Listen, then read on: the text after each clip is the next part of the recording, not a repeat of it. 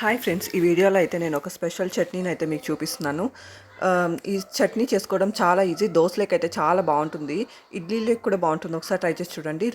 ఈ చట్నీని ఎలా ప్రిపేర్ చేసుకోవాలో మీకు చెప్తాను. ముందుగా ఒక పెనం తీసుకోండి. పెనంలో కొంచెం ఆయిల్ వేసుకోండి. ఆయిల్ వేడయ్యాక అందులో కొంచెం పచ్చని పప్పు, కొంచెం ఉద్దిపప్పు, ఇంకా కొంచెం జీలకర్ర వేసుకొని లైట్ గోల్డెన్ బ్రౌన్ కలర్ వచ్చేంత వరకు బాగా వేయించుకోవాలి.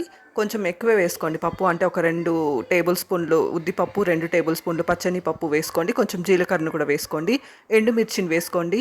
ఒక 5 ఎండుమిర్చిని వేసుకోండి. అవన్నీ బాగా ఫ్రై అయ్యాక ఒక 2 టమోటోలు, ఒక పెద్ద ఉల్లిపాయని వీటన్నిటిని కట్ చేసి బాగా వేయించుకోవాలి. ఆ తర్వాత వీటన్నిటిని బాగా చల్లారనివ్వాలన్నమాట.